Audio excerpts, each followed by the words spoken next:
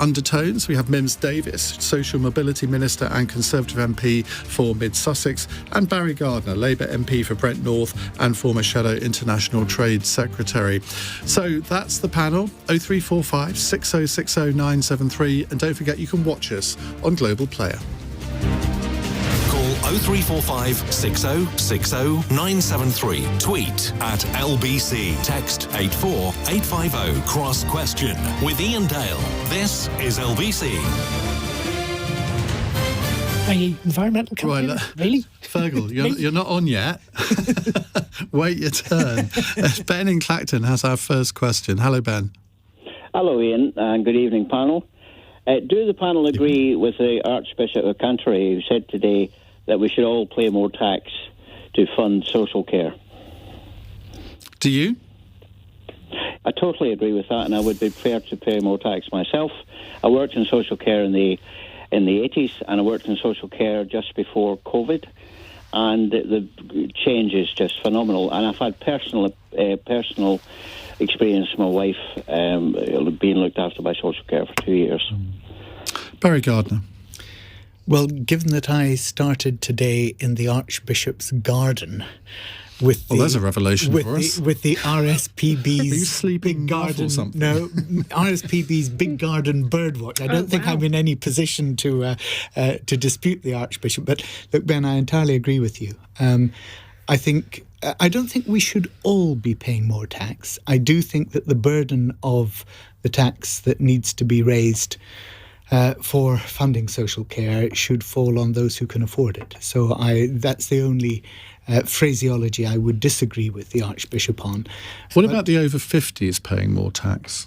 Because, I mean, in effect, they're the ones that are going to make use of it sooner, rather than burden younger people with extra tax. Why not put it on the over 50s? Well, look, I dislike the way that often nowadays we're pitting young people against old people. And I believe if you want to create an inclusive society in which everybody feels part of it, then it is important that this principle of universalism applies. That's why I'm in favour of certain universal benefits. I think it's right that everybody gets child benefit, even if you're somebody earning a lot of money. Because then everybody feels they've got a stake in society and that they're going to be cared for. But Ben, I sympathise with you, what you said about your wife. My parents-in-law are both 90 and they have carers every day. And quite honestly, the work that those carers do is just amazing. And what always strikes me is that these people are not paid enough. Many of them are on just above minimum wage. And I really do think that we have our values totally wrong in society, that we don't value these essential workers enough, and we really should. And I think it's great the Archbishop said so. So how would you impose extra taxes? I mean, if you don't want to do it universally, how much extra? Because, that seems to be the default reaction from many Labour politicians. Well, we'll tax the wealthy a bit more. But, OK, you can say, well, somebody who's got £10 million in the bank, they can afford it. But there comes a point when it's it doesn't really work. Well, Stephanie will be much better to tell you exactly where that point is than I. In a moment. But look, there are lots of ways.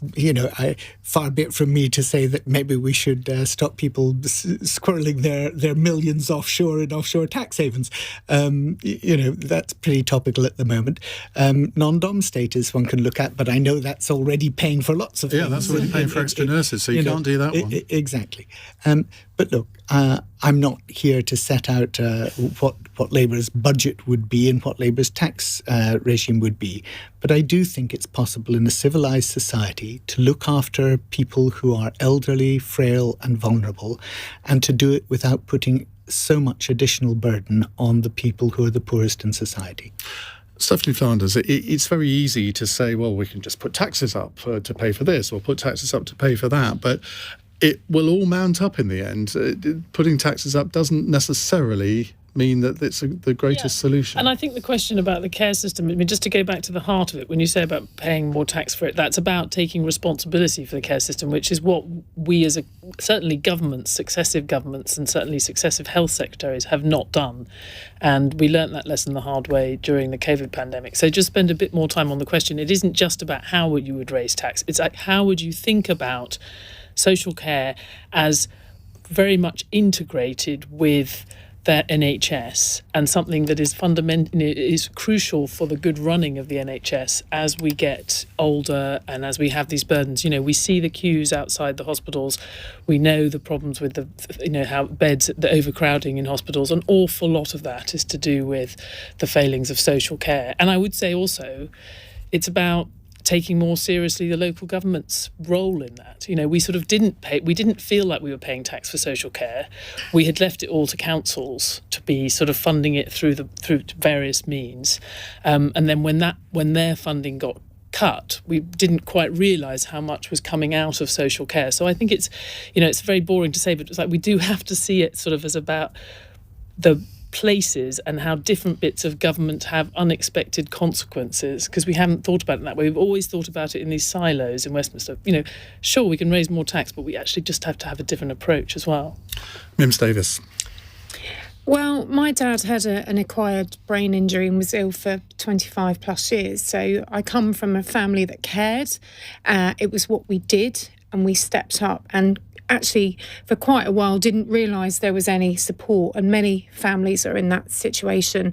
And then quite often you see the person that's done the caring really struggles as well. So you can end up with two frail and challenged people to look after. So I think there's between 6 and 9 million carers out there, unpaid carers, and people doing their bit.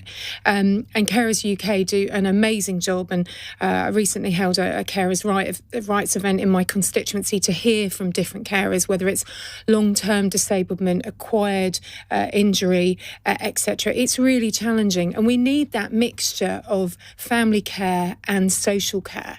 And I think people get sometimes quite confused about what bit is what, as Stephanie said as well, around the NHS. But the chances are, if you're not caring now, you'll need to be cared for. And if you're not caring now, you are going to be caring. So whatever age you are, young or old, as we're as an ageing demographic and changing needs, we've got to get a grip on this. And I'm really pleased that the Carers Leave Bill, the extra week off, is coming through, supported by the government as a private member's bill. I think that's really important, because you need to be there for the doctor's appointments and the changing of things that happen. And quite often when you're torn with work, that's challenging. But what about Ben's question? Because the social care system, all political parties have agreed for probably 15, 20 years that it's not working. And yet here we are with no real idea of how to make it work. And I think that's the point about integrating it with the NHS. And the other side of my role at DWP is helping fill those vacancies. It's quite remarkable. We've got 6 to 9 million people who've actually got experience in a sector we're desperate for people to come into, yet they don't want to come into it because they're burnt out and they're tired. And so we need to get this balance right. I think of supporting carers when they're in that role, and also being able to pay and help them more. And also, just because you happen to be related to someone doesn't mean you're the best carer for them. You need good training and support and resilience. So, as I say, this, and Barry's alluded to it, this is a cross-government, cross-generational fact that as we live longer, we have got to support councils. I think councils do a great job. So should we be paying more tax? Because we know that social care workers often are paid minimum wage. They also aren't paid if they're visiting people in their homes. They aren't paid for the travel time. They often aren't paid for their petrol either. Yeah. I think it's outrageous. And job design and support and actually we've got some amazing companies locally who do a brilliant job in really challenged circumstances, keeping people in the community. In terms of tax, I think, it's about making sure that the whole NHS system works, that, the front door and the back door work, that the huge amounts of money that is going in works, and that there isn't some kind of second class when it comes to our carers. But the Archbishop says not enough money is going in, therefore taxes should rise. Look, the Archbishop is right to put the point on caring, because this isn't going away. And I do think that the cap on caring, and as we're coming up to a budget and there's lots of interest in this, I think, as I say, it's not going to disappear. Some parties have a clear 1 penny on income tax that they're prepared to put forward. But at the moment, the tax burden and what we're paying back from COVID is really challenging. And I'm sure there's people listening to this programme thinking, well, where am I going to get more tax when I'm wondering about, the fuel bill? So, this has got to be something that we look at in the whole, but it's not going to go away in. Feargal Sharkey. Fascinated. I start out most things in life with a very simple premise that society has an obligation to protect the vulnerable. I think what's sitting at the core of this question is actually a bigger philosophical issue about what is the world we want to build over the next 15, 20 years. The care thing is clearly a litmus test to everything else, and any number of other problems and issues. You quickly lapse into the NHS, you quickly talk about all of those people that are on strike right now and the punitive wages that they have upon them, and clearly they're incapable of having any kind of further tax burden placed upon them. The simple truth is we need to have a big philosophical conversation that does not involve privatising the NHS, that does not involve lumping those that are least capable in society of carrying that burden. And if some of the rest of us, like myself, and I'm 65 this year, so I qualify, I'm over 50, if we have to pay a bit more, so be it. So long as we all end up living in a fairer, more caring, more transparent, more joined up world, because the policy we have right now and what we've done for the last 12 years has failed. It hasn't worked. I mean, goes back a lot more than 12 years, though, doesn't it? Because I remember back in the latter days of the Brown government, there was cross-party talks on how to solve this. And yet here we are, 12, 13 years on. Barry, why do you think it is that this... I mean, should there be a Royal Commission on social care or something? Because at the moment, everyone seems to agree that it's not working, something must be done, but nobody can yet agree on what. You went back to the cross-party talks that took place. The Conservatives withdrew from those talks, as you know. Latterly, the Conservative Prime Minister, promised that they would... Cheap laugh there. Sorry. I honestly couldn't remember.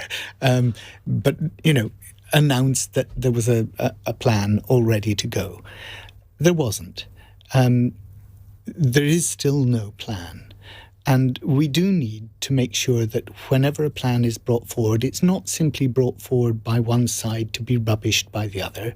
We need to have a plan that is going to be able to garner cross-party support, because then we know that the rest of the country will accept it and think, yeah, that will work.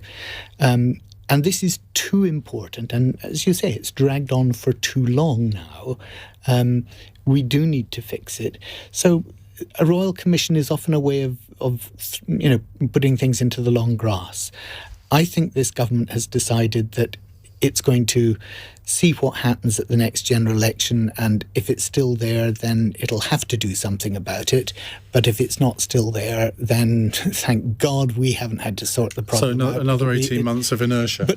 But more than that, Iain, it may be that if there is a new government after 18 months or 2 years, then in fact we go back to the old Yarbu sucks system, and it's your problem now, you're not doing the right thing about it, and we then don't get that cross-party consensus that we need.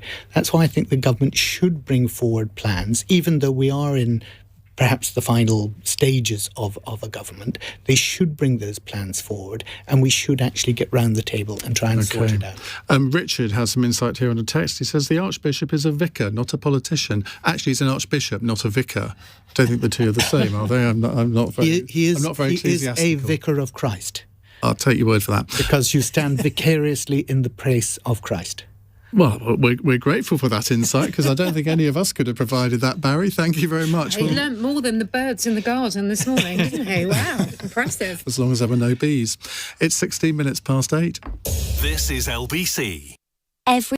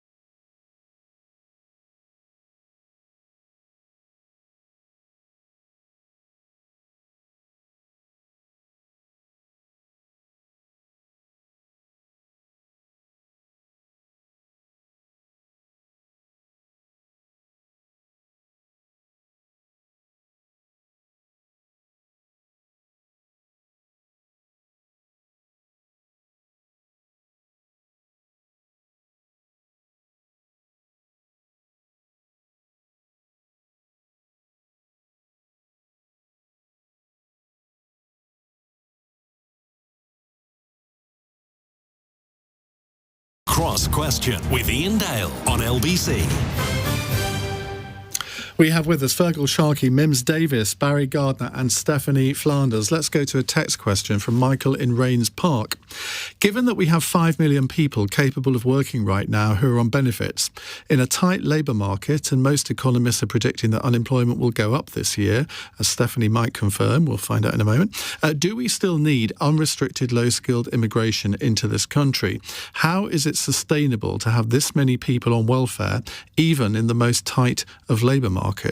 Well, people who withdraw from the labour market aren't necessarily on benefits, are they? No, and as we know, it's sort of the fact that there's so much low-wage work now. We have now got to a point where the majority of people categorised, or certainly families categorised as poor in this country, have got at least one person doing a job, which was never the case. I mean, in the 80s, poverty was something that was the elderly and the unemployed, and that is not true in either of those cases now. It is often people working. So that's not true. We have seen, and this is also true in some other countries, we've seen a lot of people leave the labour force during COVID, and we're not entirely sure why. It's partly older people retiring and not going back to the workforce. I have to say, not to hark back to Ben's question earlier, but actually there is some evidence that it's also we've got people with long-term sickness now. The length of the NHS queues means that people are actually having to stay out of the workforce who, if they'd had that operation, whether it's a hip operation or anything else, would be back in the workforce. So again, all these things are connected. But I'm not sure we do have unrestricted, unskilled immigration, which is partly why it's so hard to find people to work in restaurants. But do you think we need to loosen the immigration rules at the moment when there do seem to be lots of labour shortages in all sorts of different sectors? You know, I think there are these sectors that are crying out for support where they have progressively had to have an increase in quotas and an increase in things. I think that probably makes sense. But I mean, anyone can see that it's for those particular skills problems, it's a short-term issue. And I have always thought, I'm not sure I've got a perfect policy for this, but I have always thought that employers that did that should have to also sponsor or be part of a scheme for training up young people or in fact older people for the jobs that they're bringing people in for, because we do need to have some answer to these skills problems that you hear about again and again, and of course are a decades-old problem. Feargal Sharkey. I'm always kind of thrilled when people ask this question, as invariably I gently remind them you're talking to someone who lives in this country as an Irish passport holder thanks to an amendment to the Immigration Act in 2020. As I did find myself sitting at home in North London in the middle of Brexit, suddenly thinking, good Lord, am I actually going to be allowed to live in this country? And in fact, the British government had to go so far as amending the Immigration Act to ensure that Irish people could continue to productively live, Did they mention you in the bill? Did they say this is specifically... I tried to get them to call it Feargal's Bill, but they didn't have it. Feargal's Law. But yeah, when it comes to kind of people withdrawing from the workforce, again, I have to put my hand up.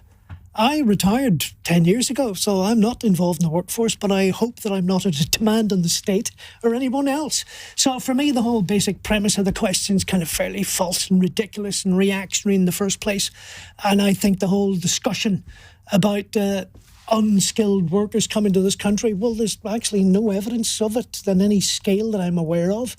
And in my wife's side of the family, they're originally farmers from Lincolnshire, and I gather that there's any number of industries out there and sectors of the economy that have been crying out for people to help, and indeed government have opened up temporary visa schemes. The argument was that there was unrestricted immigration from Europe up until the European Union, and there were sectors of the economy which specialised in bringing lots of unskilled people in and paying them a pittance in wages and actually doing British people out of a job, and that was a big part of the reason why the Brexit vote happened. Well, I'm not sure that's actually the case. And again, if anybody wants me to leave the country, as I was one of those low-skilled foreigners that came to this country in 1978, I'll happily leave if everybody feels that badly about it. I'm not sure that that's the case at all, as clearly part of the music industry, the nighttime economy, live music depends an awful lot upon those workers coming in. So I'm not sure that this problem was as big as people paint it in the first place. I think it is actually quite reactionary. And I think the way we're looking at it going forward, if we need to have those sectors of the economy that need the support, then we're going to have to find a way to provide it to them. Otherwise, we're just, as my mum would have said, you're biting your nose to spite your face. Barry Gardiner. The first thing I want to do is to say that over 40% of the people in this country who are on benefits are also working. And I think it's important to understand that. Many of them would actually love to be doing more work, but can't. They can't for various reasons. Sometimes it's because they've got caring responsibilities. Sometimes it's because they're disabled themselves and can't work more than 15 hours a week. So many of the people who our caller was talking about actually would love to have more work, but can't, and as a result, they can't make ends meet. If you're talking about people who have voluntarily left the workforce, then Stephanie, I think, has covered that. Many of them, I think we also should say that many people after COVID decided they wanted a change in their lifestyle. And if they could afford to retire at that point or to leave work at that point, a number of them have done so. And I think there is a job here that perhaps government needs to do, because we desperately need those skills. Many of them are actually highly skilled people. Well, but strange though it is, I'm chairing a seminar tomorrow morning with Guy Opperman, the Employment Minister, on how to get the over 50s back into the workforce. Because I think you're absolutely right. This is really crucial. Yeah, it is. But I think what our caller was, and sorry, I've forgotten the caller's name. It was Michael. Michael, I think, Michael, what you were referring to is low-skilled jobs. And actually, we had the Minister for Farming before us this afternoon in the Select Committee, and he was complaining that actually we can't get enough people to come in and pick our fruit and pick our vegetables, and we've had to actually make special dispensation now as a country to allow those low-skilled people to come in from Europe, the migrant labour that does come in and do that. But Stephanie's right, we don't actually pay them very well when they do. So I think there's a number of factors here, but critically, we do need to train up our own people. And if there's one thing that, I look to as a silver lining from Brexit, and as you know, Iain, I was a Remainer. I accepted the democratic view of the people and said, OK, that means we've got to leave. But one thing that I do absolutely acknowledge that Brexit has shown is that we did not invest enough in skills and training and apprenticeships, and that was the source of a real problem. But we're not doing it yet. We're not doing it enough yet. And companies need to take on that responsibility and make sure that they're training young people. Ms. Davies. Well, so much to say on this, because I've spent the last 3.5 years at DWP with the employment brief, and now focused on social mobility and youth and those disadvantaged groups and the people left behind, and wondering what's next for them, and looking at the different barriers that are holding them back. And I'm delighted to see that you're working with Guy in the morning on this really important topic. And I think I'm being paid. Well, that's good, because you're absolutely... I'm over 50, why shouldn't I be? Well, absolutely. Fair pay for fair work. But obviously, Stephanie's covered some of the reasons for the change. People have acquired health conditions. They may be caring for others, both young and old. They may be taking the change of life route that Barry's mentioned. But I think there's lots in this. Sectors need to get their act together as we get towards Apprenticeship Week, about attracting particularly young people in, better and easier recruitment. Some of the jobs that we've heard about, actually, it's not the job that's so difficult, because actually many people want to work, for example, in the UK wine industry. It's a fantastic place and growing area and well paid, but actually it's hard work. And some of the particular agricultural sectors, it's the accommodation and the life that goes with it. It's quite challenging and isolating, and it's a competing labour market. So we need technology in some of these areas as well to help with some of those less attractive roles. And actually that can help in the care sector as well. Video calls, checking that pills have been taken, safety, etc. There are ways of lightening that labour load. But actually, I think it's about job design and valuing these roles as well. We all love hospitality. We missed it greatly during COVID, yet so few people want to go into the sector. But why is that? I don't understand. If I was 22 or something, I'd think I would love to do that. Well, if you think, we go away on holiday, and what do we often choose? To go to one of the most well-known and revered hospitality or restaurants, quite often family-run and really brilliant place to be. And actually, we talk about hospitality as seasonal and low skill, but actually, within 3 to 5 years, with a great apprenticeship and a great employer, and people like Green King are brilliant at this, you can be running an establishment and earning really decent money. So I think some of the people that we've been talking about today, whether it's doing more hours, making sure the benefit system pays you to progress, which is exactly what universal credit is about, and helping people to know how to be better off is absolutely key. And be assured, Secretary of State and I and all at DWP are incredibly focused on this. And I cannot commend my civil servants and the teams in job centres up and down the land, doing job fairs and highlighting quite often these Cinderella sectors where people, a bit snooty and have a view about whether you want to work in them or not. They are some of the most brilliant places for progression, which is really important, particularly for young people. Tom says on a text, Ian, you're giving the panel an easy ride tonight. It's because they're giving such brilliant answers, so why am I going to have a go at them? Lots of love from Feargal so far as well, saying they're loving your passion, Feargal. So you've got another half an hour of Feargal's passion to come. Misses. It's 8:30. Charlotte Morgan has the LBC News headlines. The family of a law graduate who was murdered in East London are blaming probation officers for her death. A report's found a catalogue of errors allowed Jordan McSweeney to kill Zara Alina just days after he was released on licence. The Foreign Office has confirmed the deaths of 2 British volunteers in Ukraine. A statement on behalf of Chris Parry's family say he and colleague Andrew Bagshaw were killed whilst trying to evacuate civilians.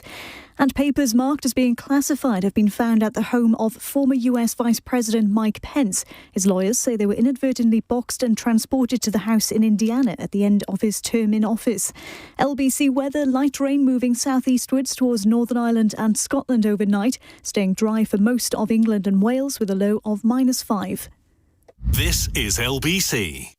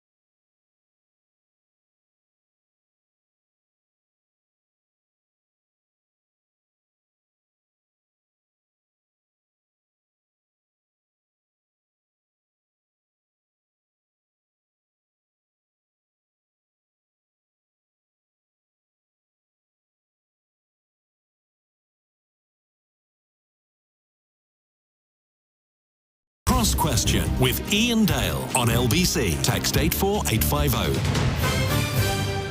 8:32 is the time on LBC. Feargal Sharkey is here, environmental campaigner, former frontman of the Undertones. Mims Davies, Social Mobility Minister, Conservative MP for Mid-Sussex.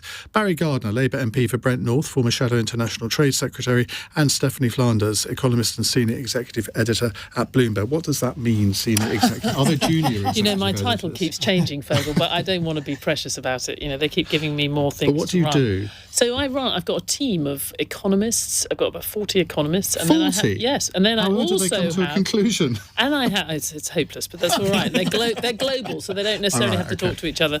And 100 economic reporters and 100 political reporters all around the world. It's a little empire. It is an empire. Yeah. And I somehow find time to do my Stephanomics podcast as well, which is almost as good And as find yours. time to do this. Yes. Fantastic. Indeed.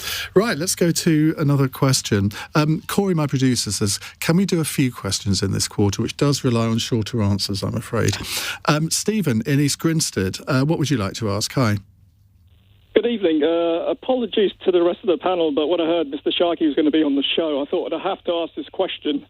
Do the water companies and the government need a few teenage kicks up the you-know-what regarding water pollution and wastage? Well, I have to come to you first, Feargal. Thanks for that. We've actually just been discussing it. I'm very, very happy for people to pun my previous life, simply because I've developed this little fine system. So I will post details online in the morning in my Twitter feed, exactly where you can pay your £20 fine for that rather appalling pun. Sorry, Stephen. In terms of the kind of whole sewage and environmental thing going on, this country is now one of, if not the most nature depleted, biodiversity depleted in Europe.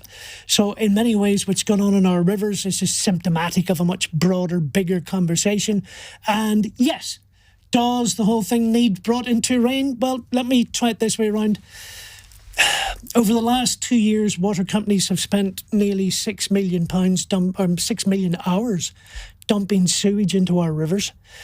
Water companies, since privatisation, have now paid out £72 billion in dividends to their shareholders.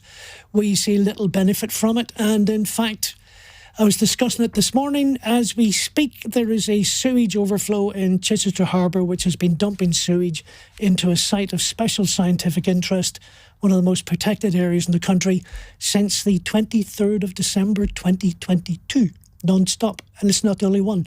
So, does somebody need to get a hold of it? Yes. Has government succeeded in that task so far? Personally speaking, they're a long way from it. But we have the Environment Agency. That is their job, presumably, to regulate this. As you can see, I'm smiling. Well, there's a very good question. And the simple fact of the matter is, I have now encapsulated that the Environment Agency has simply become a hotbed of mediocrity and incompetence. And that's the reality of where it is. It has been utterly decimated. And again, this is not a party political broadcast on my part. It is simply factual. The then Secretary of State in 2015 willingly and willfully set out to ultimately deregulate and decapitate the Environment Agency. And in fact, the Secretary of State at the time, the clips out there, stood in Parliament boasting about how she cut the farming red tape by 80% and cut farming inspections that year by 34,000. Step forward, Secretary of State for the Environment, Liz Truss. There was clearly an indication there that going in hard, going in fast would have consequences. And we now are facing the consequences of those decisions, of those budget cuts, where every single river in England is now polluted. And one of the biggest sources of that pollution is agriculture. Did that deregulation have an impact? And the second largest source is water companies. You deal with those two, you've dealt with 70-80% of the problem. Are there figures that we can compare? Because, there's always been sewage sort of let into rivers. But how does this compare with, say, 15 or 20 years ago? Well, there isn't, because it took the European Commission taking the UK government to court in 2012 to the European Court of Justice, and it was the European Court of Justice ruled that the UK was acting illegally by allowing water companies to do this. To be fair, they've done that with many other EU countries they have. Well. That, in turn, then triggered government in 2013 demanding that by 2020 water companies would start installing the monitors. So we've actually only had the equipment begin to roll out over the last 2 or 3 years. And already the scale of it, as we know, is just horrific. And I suspect we're seeing the tip of the iceberg. As I've said, give you another example, down in Berkshire, there's a little sewage treatment plant that has been dumping sewage into a tributary of the Kennet, a chalk stream, non-stop since the 19th of December 2022. And the Environment Agency does what? Well, I'm still probing for an answer after 4 or 5 years. A chalk stream of which we hold the most in the world. It's one of the rarest biomes, and we actually have the most of them anywhere. So that is such a serious neglect. It's unbelievable. But I think your caller's got his 20 quid's worth, and as for shorter answers, who could follow that? I'm on the select committee and I couldn't have regaled it as well as Feargal. Look, I'd sign up for most of this. It's inexplicable, except that we know that regulation's really hard and regulators tend to get captured. But even so, it's hard to understand how this could continue to happen. I would give a minuscule shout out, but Feargal will explain to me why they're doing it, to to Thames Water, who have now put online in live time where all of the latest in the sort of hotspots and in the last 24 hours when there has been an unregulated load of sewage going onto the river. I assume they've been forced to do this, but that kind of transparency, if it's going to fire a bit more indignation, is probably helpful, and I would give them some credit for having put it out there. Mims, you represent a very beautiful part of the country. Presumably you've got this problem in your constituency. Well, I think Stevens might be one of my constituents. Stink was probably... Sorry, I don't know what I was nearly saying. word. Stephen is one of my constituents. So good evening, Stephen. Look, going back, there was no monitoring. And you're right, Ian. There was no monitoring of what was going on, and this government has stepped forward. And Rebecca Powell has step forward. I don't think so. The biggest bill that we've done in this government is 2 years of the Environment Bill, which is absolutely about protecting biodiversity and updating the next stages. And I think Stephanie's right. This is about the sunlight of disinfectant on this issue, which is why environmental focus is exactly what Ofwat have got on the table, and that is led through that bill. We have, of course, improved bathing waters, and we know this because we've got the monitoring. There was no monitoring under the Labour government before us. So, to be indignant now, we all should be, because this isn't good enough. But there wasn't any monitoring, and there is now. And some of the chemicals that Feargal has talked about, there was no monitoring or ability to know that they were there. We know that now, and we're able to tackle this. So it's absolutely right. You say you're able to tackle it, but you've got the Environment Agency that don't seem to be able to do it. You mentioned Ofwat there. I mean, I don't know which of those holds the I've known upper about hand this for here. years. But I mean, why aren't they able to tackle this? They are, this is the bit that concerns me, because you haven't got just raw sewage going everywhere. We have. No, you haven't. No, it's going in particular places which you can monitor. It's pure raw sewage is not true, Well, it's pretty horrible stuff, whatever it is. And we're all responsible for making that. And of course, But the water companies are responsible for dealing with it. Otherwise, why have them? Absolutely. So that's why another 56. I don't know whether it's billion or million. I forgive the water. I'll have to ask the water minister exactly how much. But there's a next announcement on the next stage of this plan, and we have got a grip of this. And the water minister under Labour or under the coalition didn't. And I'm very proud of the work we're doing. That have we done enough? No. Feargal's right. Keep holding us to account. Listen, it's the right thing. Let me just check my notes. 56 million. Let me just clarify something here. On the morning of the 26th of August 2022, dumping sewage into the environment was illegal and had been adjudicated to be so by the European Court of Justice.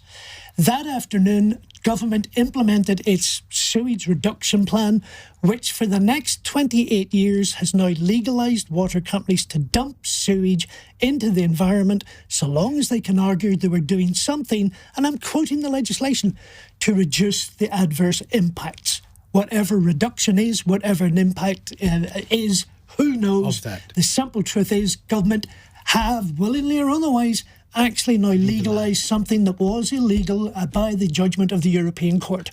That is not and progress. There'll be 100% of monitoring where previously there was none. Okay, so you made that point. Let's move on to a different subject. Listen to Corey, who wants us to do more. Well, I am trying to. Good luck I at least with that have to make an appearance of doing so. Brian is in Wolverhampton and has got a text question. Since the Church of England is determined to continue with policies which discriminate against gay people, should it be disestablished now? Well, let's go over to our religious affairs correspondent, Barry Gardiner. I disagree with the position that the Archbishop has adopted for himself. He has put it that he would not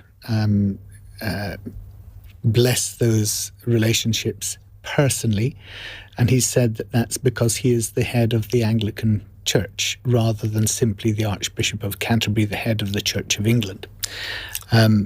My own view is that if you believe that the decision to take that has been taken to bless those relationships, and you believe that's right, then you should just get on and do what you say is right. It's called leadership, isn't it? It's called leadership. So do you think that the church should be disestablished, not just because of this? I think the establishment of any church is a very difficult matter. We have a history that goes back to a particular divorce in the 16th century, which led us to be separated from the Roman Catholic Church, and it's been entangled ever since. Sometimes that entanglement has been a good thing. I think mostly it's not. So I'm deducing from that you're kind of tempted for disestablishment, but you're not. Iain, the honest thing is I don't think that the people of this country any longer think it's important. Okay, Mims? I personally think that the church needs and wants its flocks and communities to be reflected in the work that it does in the community. And I think for me, I would like to see that happening in church, and that people who are wanting that blessing and that love to be recognised can have that within their community church. I understand people take different views, but the world is changing, and I do feel that the church wants more people to be part of it and does a great job in many areas, and I'd love to be as inclusive and welcoming as possible. For me, that's the most important thing. Very quickly. Can I just agree with Mims on that? And 30 or 40 years ago, I was fighting for the ordination of women. I was fighting for the church to accept gay relationships, and I just think there has been a huge transformation within the church to recognise and now to have women bishops so there has been progress, but always it seems to be that the church is lagging behind on these social and sexual matters, and that's a great shame. One of the things that makes me remarkably proud to be Irish is the journey my country's been through in the last 30 years. Yeah. It's a loose generalisation. 30 years ago, 85% of the population of Ireland went to Mass on a Sunday. Priests would get up in pulpits and tell 85% of the population what to do, and we would all do it. In the intervening 3 decades, Ireland became the first country in the world to elect a woman as president in a national referendum, the first country in the world to pass equality of marriage legislation at a national referendum, has amended the Constitution not once but twice to legalise abortion and contraception, and as we speak is being governed very successfully, I think, by the openly gay son of an Indian immigrant and a atheist poet we've re-elected as president for a second term. There's a lesson there for everyone. Stephanie? I agree that the bigger the gap between the church and where society is, the more they might be at risk of this kind of argument about taking them out of the centre of our nation. But I think that they have, what we would call their anchor institutions in a community, and where universities increasingly play that role. And I would like them to be able to continue to play that role. And I just think we have so many other things to worry about that getting into a battle over the official role of the church is not just shouldn't be would cause enormous, awful sort of grief for lots of people in the country to not very good end. But I would like them to be accepting that communal role that Mims has talked about.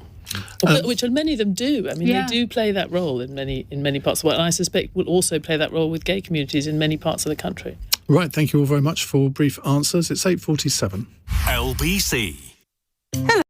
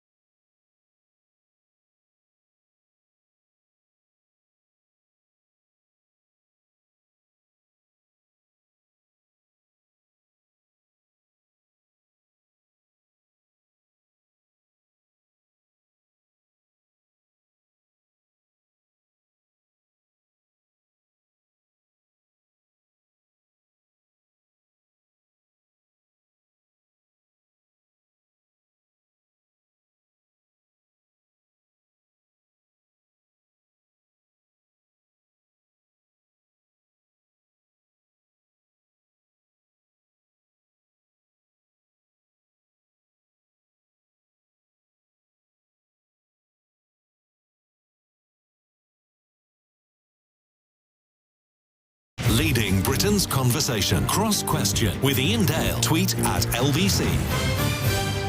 Stephen in Southend says, is the guest on your show the same Feargal Sharkey who sang A Good Heart Is Hard to Find in the 1980s? I can exclusively reveal it is the one and same. And Stephen, you can pay a £20 fine too. Look on Feargal's Twitter feed tomorrow. And Tony in Woodford says, can you ask Feargal that an easy way into employment for him would be to reform the original lineup of the Undertones? He'll be very busy for years and probably make millions. Well, you see, as I mentioned earlier on, I am one of that 50 plus that's retired from the workforce, apparently, or not available. Clearly, that may intimate that I don't have a huge anxiety about my gas bill next month. So the money doesn't matter to me. Do you not miss the sort of live performances? Listen, it would be foolish of me to suggest that if you really want to experience something extraordinary, walk out on a stage in front of 100,000 people who start applauding, and all you've actually done is walk across the stage. You haven't even played a note yet. That's not politics. And if you have kind of anything... They start booing before you say anything. Exactly. Anything resembling an ego, you just go, oh my Lord, this is fantastic. But let's face it, right now I'm having way too much fun picking a fight and making fun of DEFRA and government and the water companies and Thames Water and Southern Water. You're doing a very good job of it, and all of them. to our listeners here. Right, a very different question now from Pete in Tewkesbury. It says, if Ukraine receives enough military hardware to make Putin properly nervous, what is the likelihood that he will use a tactical nuclear weapon? And just on that, the atomic scientists in America behind the doomsday clock moved it forward another 10 seconds to 90 seconds to midnight today, the closest it's ever been, which seems a little bit of an overreaction if you think about the Cuban Missile Crisis and one or two other things. Mims, let's start with you. Oh dear. Oh, I feel like I want to go back to the water question. That's saying something. I did ask for a short answer. No, so. I mean, this is having a terrible... I mean, I've spent a couple of weeks ago, a couple of Saturdays ago with my Ukrainians in my constituency celebrating their Christmas and hearing from families who are going through such hell, worrying about their friends and family. And, this would be too hard for anyone to bear.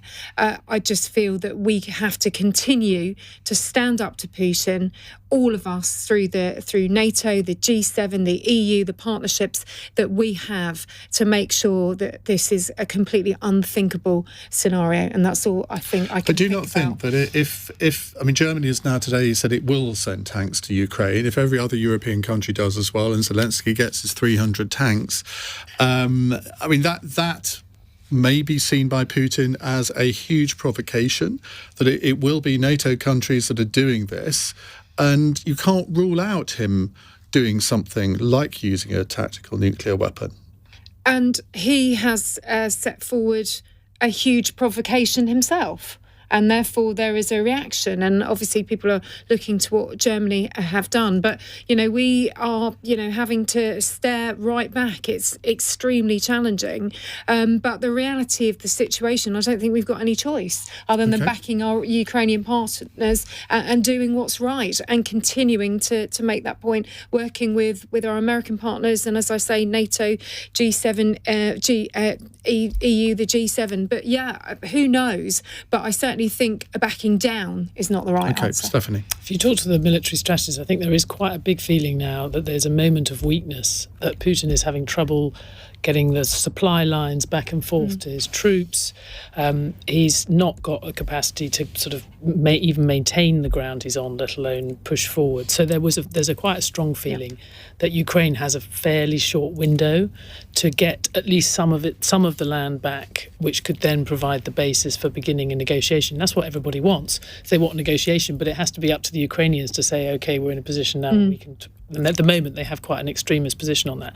I am told by people who are much better informed on this than me, many of which work at Bloomberg, that he has certainly not done any of the things that he would have had to have done to be in a position to do that anytime soon. There are things that they monitor, the spooks, there's also practical things like he doesn't have any equipment for his troops to go into an area where there has been a nuclear weapon. So that immediately rules out doing it in some part of Ukraine that he would then want to overtake, which certainly reassures me a little bit. You could still have rather scary scenarios about letting things off over the North Sea or the Baltic or wherever. But the general feeling is he's a lot further from that than we might have feared a few months ago, and he's been pushed quite far without seeming to respond. But he is not a rational man. Yeah. Well, I feel reassured by that, Feargal. Well, clearly I'm an expert in this because I read Twitter. I think Stephanie's just given you the perfect analysis. I think the whole question of some sort of a nuclear event is just scaremongering, and the reality is it's now moving into the end game. And if we're lucky, we can come up with a no-score draw. And I think you're completely right, Mim. We have to support the Ukraine, as it is intolerable that it ever happened in the first place. And we have to put a stop to it as quickly as possible. We should also say that an ongoing stalemate, a kind of perma-war, is a really frightening scenario if you're Ukrainian. They're the ones who will suffer most from that. So we should be appropriately scared of that as well. Barry. Yeah. The danger with ratcheting up is that it just keeps on going.